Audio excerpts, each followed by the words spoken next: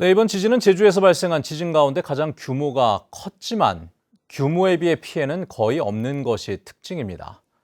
이번 지진의 원인과 특징에 대해 권혁태 기자가 정리해드립니다. 제주 전역은 물론 광주와 대전 등 우리나라 전체를 뒤흔든 이번 지진. 원인은 제주 서쪽에 분포한 단층으로 분석되고 있습니다. 정확한 위치나 규모가 명확하게 드러나진 않았지만 그동안 발생 빈도를 보면 여러 개의 단층이 겹쳐 있을 가능성이 높습니다.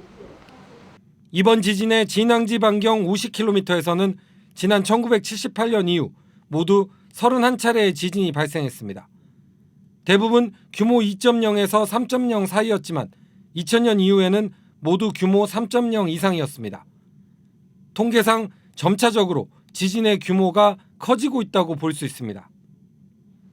다만 이번 지진은 단층이 수평으로 움직인 이른바 주양이동 단층이어서 피해가 크지 않았던 것으로 분석됐습니다. 단층이 동서남북 어느 방향으로 움직였는지는 분석을 더 해봐야 알 수 있지만 맞닿은 면이 수평으로 움직였던 것으로 파악된 겁니다. 같은 크기의 에너지가 발생을 하더라도 지표면까지 에너지 전달하기에 가장 좋은 방법은 위로 쳐 올리거나 거기를 바로 아래로 떨어뜨리는 방법입니다. 하지만 이번에는 이제 주양이동 단층으로 옆으로 움직이는 형태이기 때문에 비교적 에너지 전달이 적었었고요.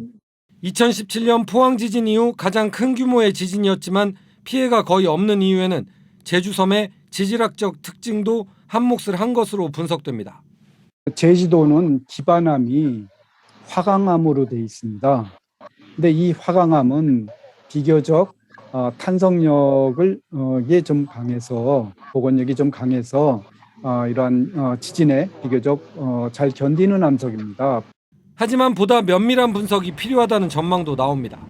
한라산은 기록상 약 1000년 전 화산 활동이 있었을 것으로 추정되는 학문적 관점에선 활화산 상태이기 때문입니다. 지하 마그마에서의 어떤 변화, 움직임을 인지해낼 수 있는 그런 지진은 없었고요, 지금까지. 하지만은 제주도 주변에서 일어나는 지진들은 향후에 지하 마그마의 어떤 유동의 통로가 될 수 있는 가능성도 크기 때문에 이번 지진이 우리나라 지진 기록 가운데 역대 11위 규모였던 만큼 앞으로 제주 지역에 많은 숙제를 남긴 것은 분명해 보입니다. MBC 뉴스 권혁태입니다.